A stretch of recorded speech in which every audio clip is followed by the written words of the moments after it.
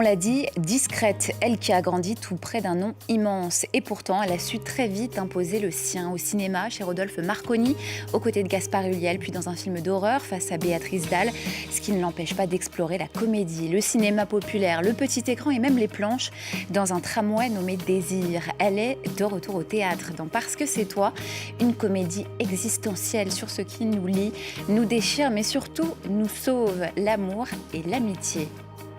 Bonjour Alison Paradis. Bonjour. Merci, ravie de vous avoir sur ce plateau.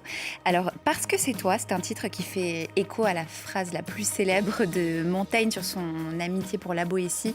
Parce que c'était lui, parce que c'était moi. Reprendre Montaigne, c'est quand même une sacrée déclaration. Qu'est-ce qui, dans ce texte, méritait à vos yeux une telle filiation ? Vraiment l'essence même de ce qui fait l'amitié, l'amour, qui est un sentiment, je trouve, assez proche et qui ne pouvait pas s'exprimer autrement, effectivement, de pourquoi, à un moment donné, ces gens, pendant 25 ans, sont à ce point amis, amoureux, parce que c'était elle, parce que c'était eux, quoi. Voilà. Ce qu'elle raconte aussi, cette évidence-là que vous décrivez, c'est qu'elle peut aussi faire de gros dégâts. Elle peut faire de gros dégâts quand on essaye parfois, par amour ou par amitié, de ne pas forcément dire toute la vérité. Et c'est vraiment la question que soulève cette pièce. Est-ce qu'il faut parfois se cacher des choses ou tout se dire ? Et comment se les dire ? On va justement regarder à quoi ça ressemble. Notre histoire avec Simon, c'est 25 ans d'amitié. Vous avez jamais... Enfin, T'inquiète, elle aime que les moches. Il a jamais vraiment eu une femme à ses côtés pour l'encourager. c'est surtout qu'il en a eu tellement qu'elles se sont découragées. T'arrêtes Alex est irrésistiblement attachant.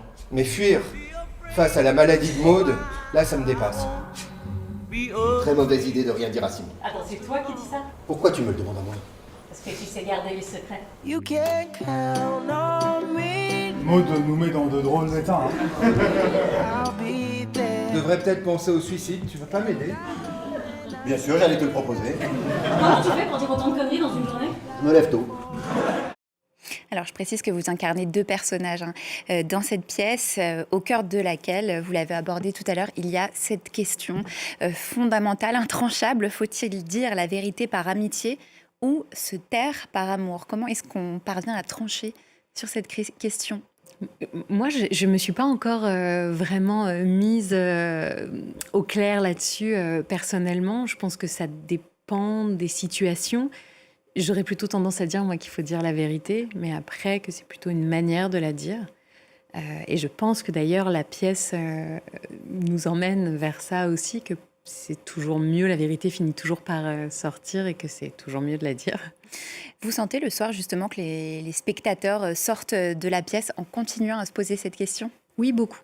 Les gens se posent beaucoup de questions aussi sur eux, sur les amitiés qu'ils ont, sur ces amitiés au long terme comme ça. Et puis aussi l'autre question qui est soulevée dans la pièce, c'est justement comment la vie reprend aussi le dessus, justement avec l'autre personnage que j'incarne, au milieu de tout ce entre guillemets chaos qui est en train de se passer avec les trois autres personnages. Comment d'un coup la vie est plus forte et l'amour aussi va ressurgir. C'est un peu vraiment une pièce en miroir sur quelque chose qui termine et quelque chose qui commence. Et justement, comment dans votre jeu vous êtes parvenu à garder cet équilibre entre gravité mais aussi légèreté, humour? Moi, c'est ça qui m'a vraiment intéressée, justement, ce challenge un petit peu de devoir switcher, vu qu'elles sont quasiment une scène l'une, une scène l'autre, avec une qui vit un peu plus un drame, mais qui reste quand même vraiment dans la vie et dans la joie et qui veut transmettre ça à ceux qui restent. Et l'autre qui, elle, plutôt vit un drame, mais qui va vers la vie, justement, par l'amour qu'elle va pouvoir ressentir pour un des personnages. Et le fait de passer d'un personnage à l'autre constamment m'oblige vraiment à être dans un ressenti et de lâcher le cérébral très vite. Dans les répétitions, je me suis vraiment mis des petits plots à plein d'endroits pour me dire « Ok, j'ai ce rendez-vous-là », mais après, j'y vais vraiment instinctivement et c'est génial à expérimenter. Alors, il y a une chose très rare qui est montrée dans cette pièce, c'est l'amitié masculine. pudique, profonde. C'est vrai qu'on en parle très peu. Qu'est-ce que vous avez observé, vous, en coulisses, chez ces deux hommes mis face l'un à l'autre? Beaucoup de pudeur aussi, vraiment, dans ces deux hommes. Moi, je connais très bien Michael Abitboul depuis une vingtaine d'années et on a la chance de travailler très régulièrement ensemble. Et j'ai adoré le voir justement créer dans quelque chose de beaucoup plus long qu'est le théâtre, plutôt que dans l'instantané des films ou des séries qu'on a pu faire ensemble. Et Mathieu Delarive, je le connaissais aussi depuis longtemps sans vraiment le connaître. Et ils sont à la fois très différents et à la fois ils se retrouvent à plein d'endroits. Et je trouvais ça assez joli de les voir créer ensemble.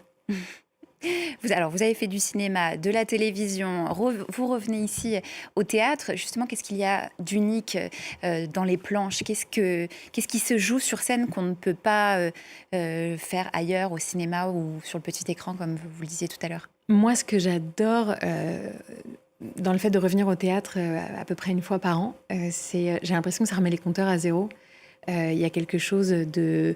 à rejouer tous les soirs, à créer comme ça pendant le long terme. C'est très éprouvant, les répétitions, et à la fois très joyeux, hein, mais de créer, de continuer, d'avoir l'impression de trouver une scène le mardi, et de l'avoir totalement perdue le mercredi, et de creuser de plus en plus, de remettre des couches constamment. Et puis tous les soirs d'y retourner et de jouer avec qui on est au moment présent, et de ne pas pouvoir tricher, de ne pas pouvoir être aidé par un montage, par une musique à un endroit au cinéma. Il y a un côté très artisan dans notre métier qui me plaît. J'aime le côté de se prendre en main, de se débrouiller pour aller au théâtre, de se préparer tout seul, et puis d'y aller tous les soirs. J'apprécie beaucoup. Alors, on vous retrouve aussi sur le petit écran, aux côtés de Lola Devers dans la série Je sais pas, disponible sur France TV. Plus de 2 millions de personnes qui l'ont déjà vue sur la plateforme. C'est l'histoire d'une sortie scolaire qui tourne au cauchemar. Tout commence dans une forêt où une petite fille est introuvable.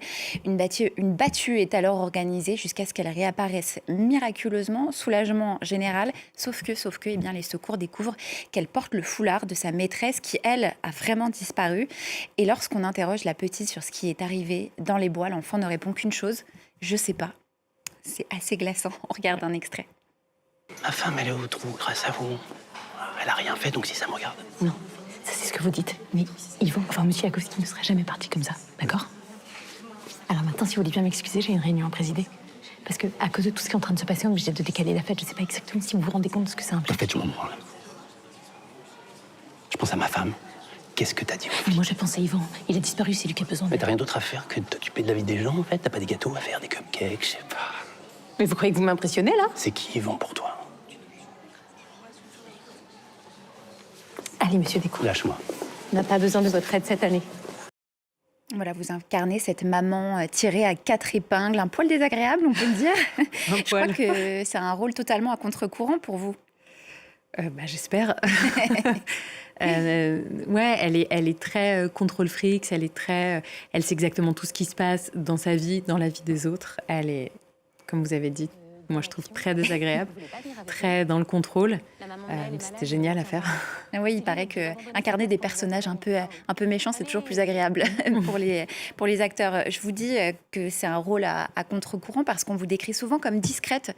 Vous qui êtes la sœur de Vanessa Paradis, la tante de Lily Rose Depp, est-ce que vous vous reconnaissez dans cette description discrète? Mes amis diront certainement que pas du tout, mais parce que je suis pas la dernière à danser debout sur les tables. Oui, j'aime que ma vie privée et celle de mes proches restent privées. Ça, c'est important. Ouais.